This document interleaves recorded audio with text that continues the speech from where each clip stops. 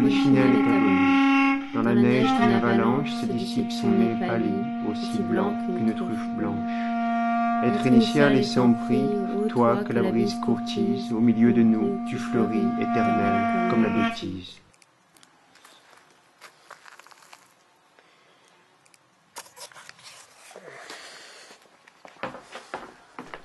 Intermédiaire des chercheurs et curieux, 1864-1940.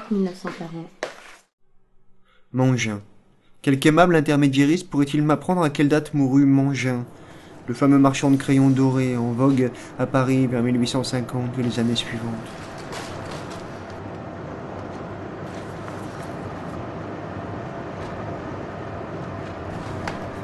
Mangin est mort au mois de janvier 1864, d'après la notice que lui a consacrée le grand Larousse universel de Pierre Larousse. On trouvera de très curieux détails sur le célèbre marchand de crayons au mot charlatan de la même encyclopédie. Charles Hiriat, dans son livre Les célébrités de la rue, édition de 1868 Dontu, écrit cet épilogue à la notice de Mangin. Mangin est mort peu de temps après Pradier, il n'a pas laissé de fortune. Nous avons envoyé chez sa veuve le jour de sa mort, on a trouvé un intérieur décent, propre, mais de la plus grande simplicité. La rumeur publique faisait aussi de Mangin un Crésus, mais on oublie qu'il avait une liste de fonds nécessaires, ses chevaux, son écurie, sa remise. Quel que fût son succès, il ne devait pas, avec de telles charges, arriver à la fortune. Mangin n'a pas été remplacé.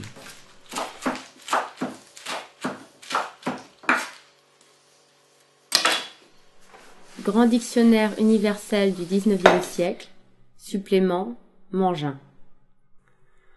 Pendant une quinzaine d'années, il s'est coiffé d'un casque doré, vêtu d'une houppelande bariolée pour vendre des crayons. Voilà ce qui l'a rendu célèbre.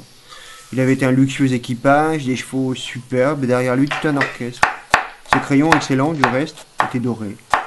Il ne les vendait qu'accompagnés d'un jeton portant son effigie, un beau jeton tout neuf qui ressemblait à un louis.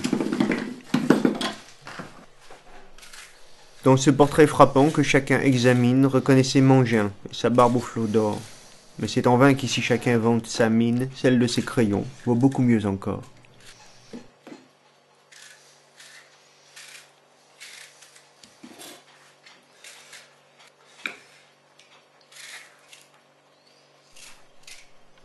Grand dictionnaire universel du XIXe siècle, tome 3e, Charlatan. Ce quatrain, œuvre du banquiste lui-même, accompagnait l'effigie placardée par ses soins chez les débitants de tabac, dépositaires de sa marchandise. Conservons-le à sa postérité. Bien d'autres peuvent faire comme lui, mais ils ne seront jamais Mangin. Il dessinait assez bien la charge en quelques coups de crayon. Ça n'a rien de miraculeux, mais il taillait son crayon avec un sabre, ce qui est très fort. Et pour prouver la solidité de la mine de plomb, il tapait dessus à coups de maillet, comme pour l'enfoncer dans une planche.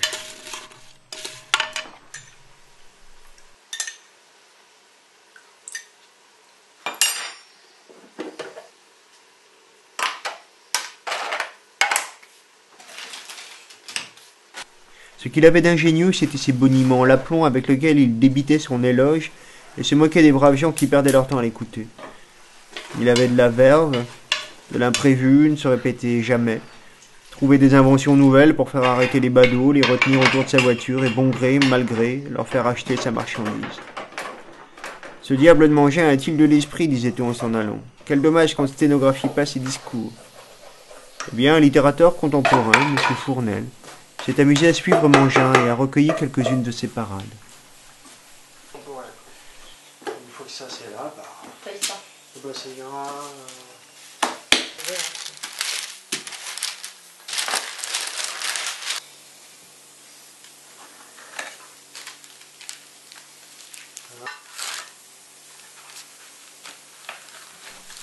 Ce qu'on voit dans les rues de Paris, de Victor Fournel, éditeur Dontu, 1867. Messieurs, vous n'avez probablement pas été sans entendre parler de moi jusqu'à ce jour. Les journaux vous ont dit mon nom, c'est vrai, et vous m'avez déjà rencontré sans doute sur les places publiques. Je suis Mangin, le marchand de crayons. Messieurs, chacun a son dada qu'il caresse. L'un rêve à la croix d'honneur, l'autre court après la fortune, un troisième a l'ambition de porter des galons dorés sur toutes les coutures. Moi, ce qui m'occupe, ce qui prend ma vie entière, mon dada, si vous voulez, ce sont mes crayons. Mon rêve et mon ambition, c'est de faire connaître mes crayons à tout le monde. Ma gloriole, c'est de vous vendre des crayons meilleurs que tous ceux qu'on vous a vendus jusqu'à ce jour. À cet endroit de son discours, Mangin s'arrête. Il prête l'oreille et feint d'entendre à droite ou à gauche quelques réflexions saugrenues qui lui donnent l'occasion de faire une triomphante réplique. Je comprends. Ce costume, n'est-ce pas? C'est cette marmite sur le front, cette casaque d'arlequin sur le dos. Dites-moi, c'est donc bien vrai, messieurs, que j'ai l'air d'un paillasse, d'un de ces hommes qui se déguisent en turc au carnaval pour faire courir les polissons des rues? Eh bien, savez-vous pourquoi cette mascarade? Je vais vous le dire, moi.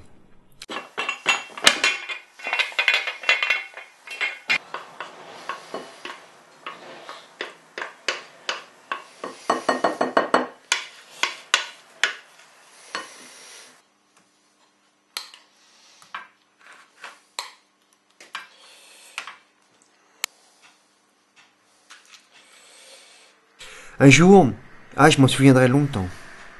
Ici, rien n'égale l'accent de mélancolique résignation de l'orateur. Il y a tout un volume d'élégie dans cette « Ah, je m'en souviendrai longtemps ». J'étais, comme aujourd'hui, sur une place publique, vendant des crayons comme aujourd'hui, vêtu comme vous, messieurs, portant un habit pareil à celui-ci, un gilet, semblable à celui-là.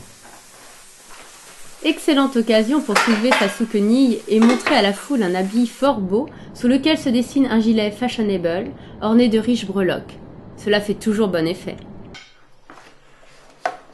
À quelques pas était venu se placer un grimacier. Oui, messieurs, un grimacier, un misérable polichinelle avec ses deux bosses, un de ces baladins de Carrefour dont le métier est de faire rire les niais et les badauds. La foule s'amassait devant lui. Et les quelques personnes qu'à la sueur de mon front j'étais parvenu à rassembler me quittèrent bientôt pour s'y joindre. Mon baladin triomphait. Je restais là, seul, découragé. Et quand un brave homme, qui m'apercevait en détournant la tête, demandait à son voisin qui j'étais, « Ça ?» lui répondait-il, « Oh, c'est rien, je suis un homme comme un autre. »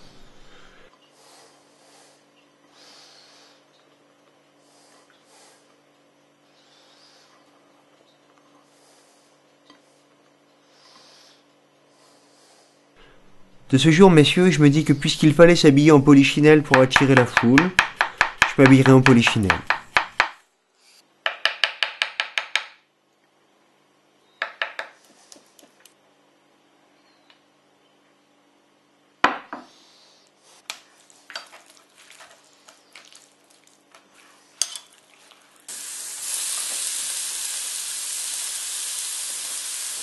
Et vous voyez bien, messieurs, que j'ai eu raison.